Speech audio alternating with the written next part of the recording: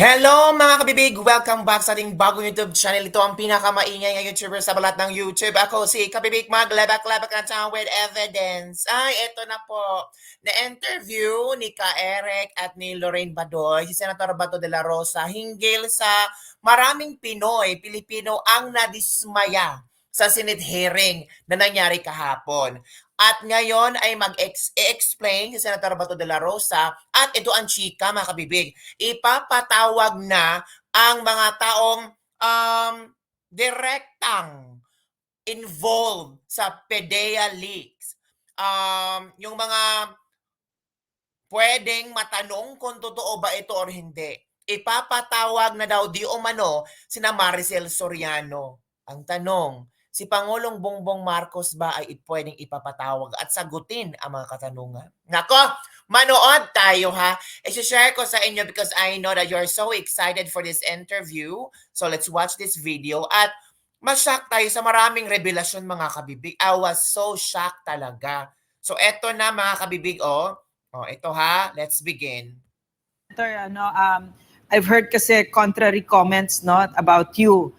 But to my surprise, I was really surprised that people felt this way. But of course, this is a democracy. Talagang iba-iba tayo ng paniniwala at magrerespetuhan tayo, diba? So even within my circle of allies, magkakaiba. Because for me, when I was listening to the hearing, my heart was so filled with gratitude that you made this possible. Kasi alam ko na the pressure was exerted on you, diba? Yeah. And yet it happened, and you gave Jojo Morales, also the PDEA and DG Lazo a chance to be heard, and for the Filipino people to see the weaknesses in our systems, makikita nila kung ano yung katotohanan kahapon, and you gave them that platform. So in behalf of all of us who are very grateful, maraming salamat, yes, Senator. Thank you, Senator Bato. Your reaction dun sa observation namin ni Ma'am Lorraine, I shared that observation. Yeah. Although may pitik kami kahapon sa iyo, lalo na ako, but I know you are a very good objective facilitator of this kind of sensitive forum. Senator Bato, your explanation to the people how you handled yesterday the kick-off of a very controversial committee hearing involving controversies, allegations hurled against the President of the country. Yes, thank you, Eric at Lorraine. Salamat sa inyong obserbasyon. First of all, klaruhin ko lang, to begin with, yung ginagawa ko po na inquiry in aid of legislation ay patungkol po sa PDEA leaks dahil nga napaka-sensitibong mga dokumento yan. Hindi dapat yung mga classified documents ay mag-leak dahil it will jeopardize national security and even our national interest is at stake kapag yung mga unauthorized disclosure of classified documents ay palagi mangyayari sa atin yan. So, hinanapan natin ang paraan para ma-avoid yung leakage na yan. At taruin ko, yung hearing na ginagawa ko, ito po'y investigation in aid of legislation. Hindi po ito investigation in aid of persecution. Wala po tayong objective dito na i-persecute kung sino man mga tao na suspect na gumagamit ng droga. Well, in the course of our inquiry in aid of legislation, kung meron tayong ma-uncover at ma-establish na kung sino-sino man, wala tayong pakialam kung sino tatamaan na talagang involved sa droga, wala po tayong pakialam dyan. Let the truth prevail. Let the truth prevail. Palapatin natin yung katotohanan. Kaya po, masaklap lang sa aking pakiramda, sa aking sa aking part na I am trying to hold this hearing as objective as possible. Tama. As fair as I can hold it. Ginawa ko talaga, pinakinggan ko both sides, lahat. Pero I'm sorry, if I fail to satisfy other people, my hearing, the objective of my hearing is not to make them happy. So there you go ha. Nasabi na ni Senator Bato de la Rosa na ang hearing is not to make people happy. Na masatisfy sila sa kung ano ang gusto nating or kung ano ang gusto ng mga taong mangyari. in aid of legislation. And take note, siya lang mag-isang nakaupo dyan. At ang daming tao, at ang daming pwede niya scrutinize, tingnan, tanungin. Take note, him versus all these people surrounding the Senate hearing. So, I'm sure maintindihan din natin si Senator Bato de la Rosa ang bigat kaya ng isyong ito. At mag-isa ka lang lumalaban, hahanapin ang solusyon, ang totoong nangyari, at lahat-lahat. So, maybe let's all be open-minded about the situation right now. Okay, let's continue. My Yes, objective here is to get the truth. To get to the truth, whether maligaya sila o hindi, wala po kong pakialam. Ang akin dito, kung ano magkalabasan na katotohanan, hindi po ako andito para to satisfy the lust for blood o kung sino mang gustong tao dyan na gustong may i-persecute dito. Kung ma-persecute ang tao in the course of our investigation, so be it. Hindi ko yan pipigilan. Kung lalabas sa katotohanan, hindi ko pipigilan yan. Ang akin lang po is, I am sticking to my objective here sa hearing to prove to aking end game dito is makapromulate tayo ng legislation that would fill the gap kung bakit nagkakaroon ng ganito mga leakage. Yan po ang aking purpose dito. Wala po akong purpose dito na mag-persecute ng tao. Hindi po. Kung lalabas doon sa hearing natin na merong mas persecute dahil sa katotohanan na lumalantad sa hearing, then so be it. Wala akong problema. Palabasin natin lahat ng katotohanan dyan. Tama, Pero Senator hindi po Bato. ako nag-objective na i-demonize yung tao, i-prosecute yung tao dahil in fairness rin naman, no? Hindi lang sa porque presidente yung subject doon sa na nakasulat doon sa mga reports na yon, hindi lang porque presidente Marcel Soriano o sino pa yung ibang involved doon. This goes to every people na talagaan rin natin somehow yung kanilang karapatan. Yung kanilang karapatan na yung subject pa lang yun sa Investigation. validation, investigation. Mahaba pang proseso niyan. Oh. So kung malaman natin na totoo talaga na subject siya, ano problema doon? Yeah. Talagang at this early, I am convinced of the existence of that document. Ayun. Kahit Yun, there you go. Nakumbinse si Senator Bato de la Rosa na totoo ang inilabas na PDEA document. O ano na ngayon? Paano kaya ito sasagutin ng mga nagsasabing sinungaling si Maharlika?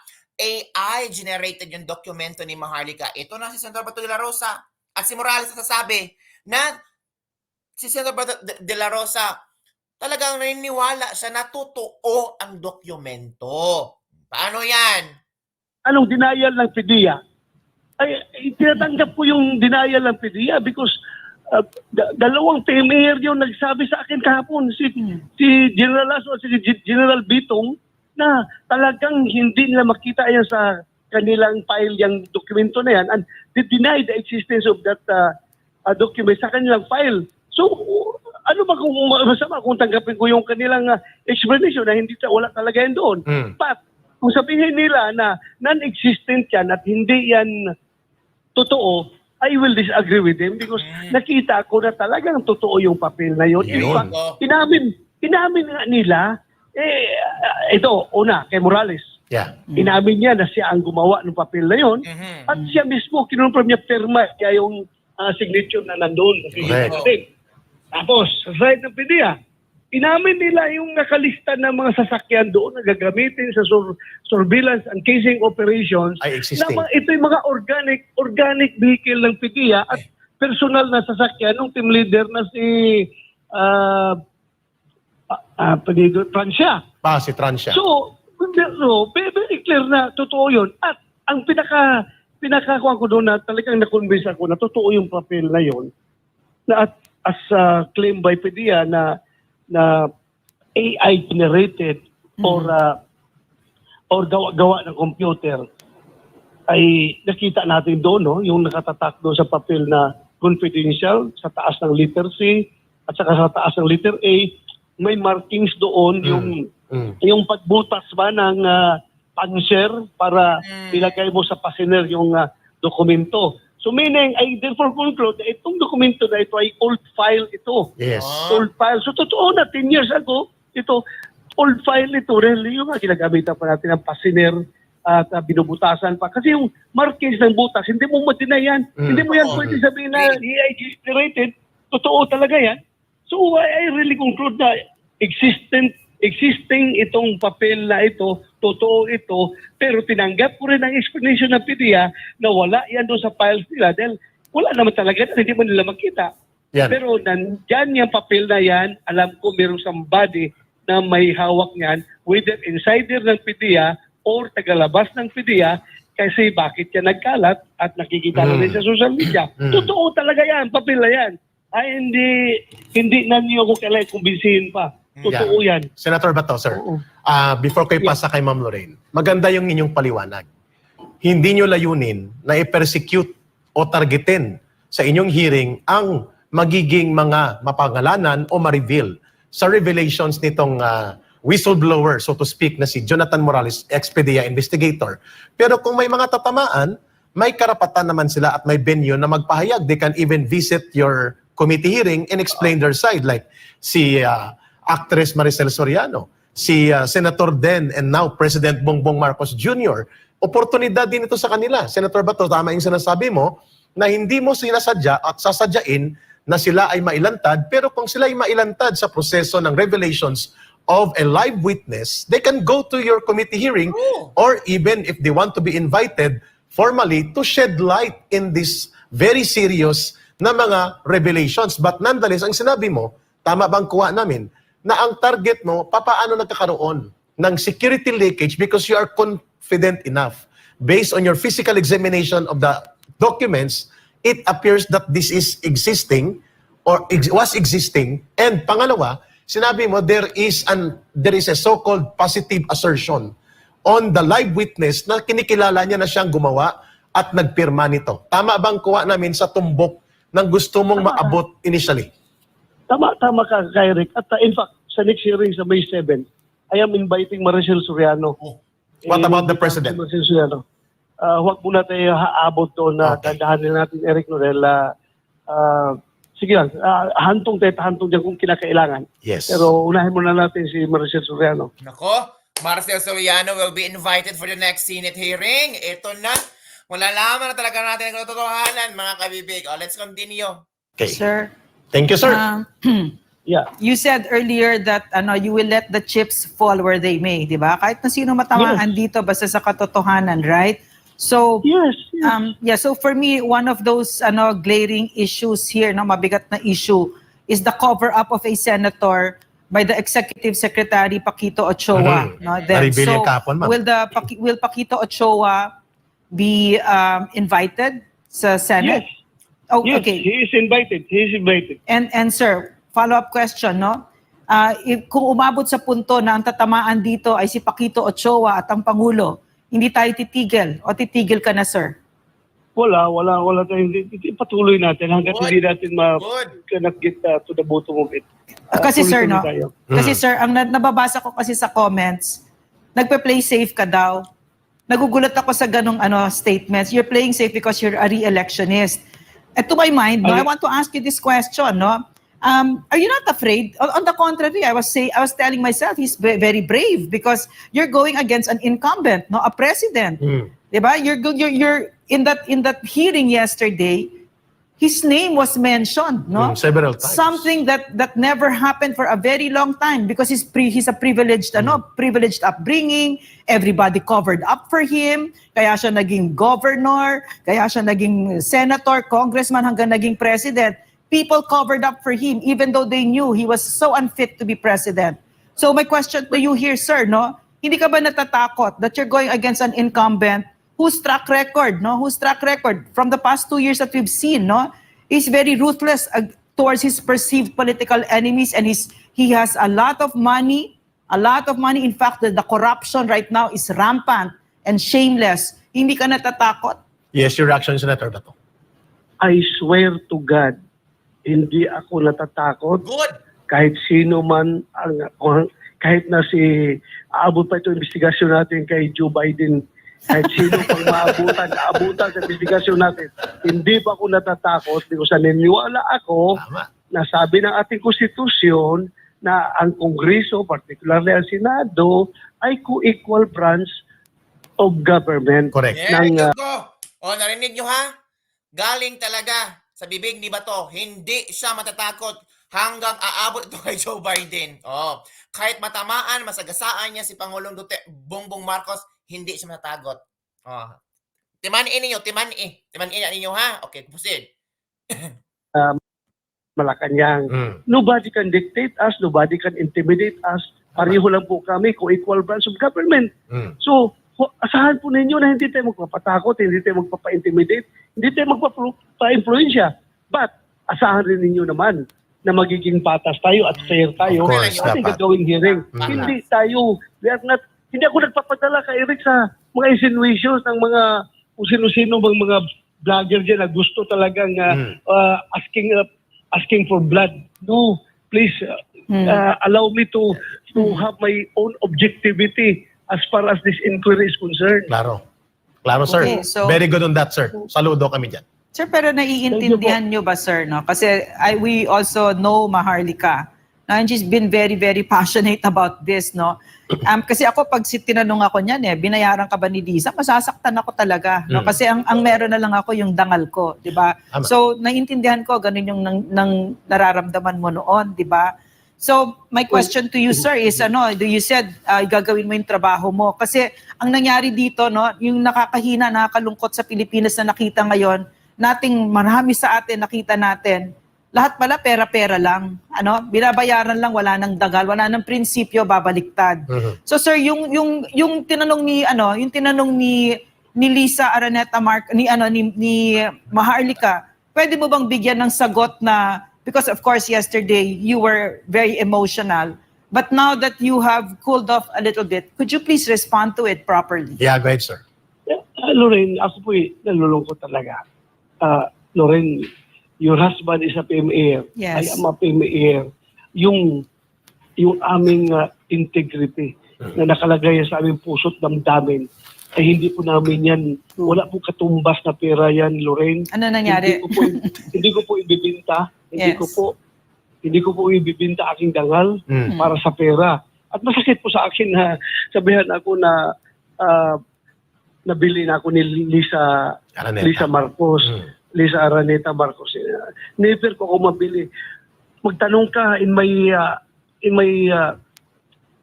36 years of police service, lahat na nakasama ko, Yes. lahat na nakikilala sa akin sa pagiging police ko, kung kaya ba akong bilihin. Yeah. Pakisabi lang sa kanila kung kaya ba akong bilihin. Lalo na ngayon na senador na ako. Magpapabili pa ako. Yes, sir. Ano na lang dangal ko kung kaya akong bilhin. Mhm. Klaro. Diba? Sir. Kaya nasaktan ako. Talaga nag-react ako na that's a very irresponsible statement. Mhm. Ayaw kong palampasin, Eric, dahil Yes, sir. damay-damay niyan. Pag sabing nabili ka, ibig sabihin, damay ng institusyon ng Senado, damay ng aking alma mater ng PMA na wala na pala akong integrity kasi Tama. ang dami ko mga senior officers dyan nagmumonitor sa akin at galit na galit pag nakita nila na ako ay wala ng integrity. Kaya never po ako, pati ang pamilya ko, Correct. Totoo. madadamay na dito pag integrity na ang pag-uusapan. Agree, sir. So, kaya ako nag-react na hindi talaga ako nagpapabili. Never ako mabili at never ako ma-intimidate.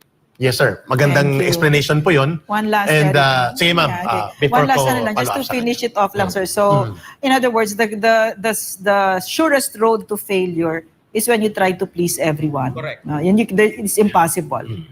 No, Yes, sir. I Reaction, sir. cannot please everyone. I cannot please everyone because there are always two sides of the coin. If the truth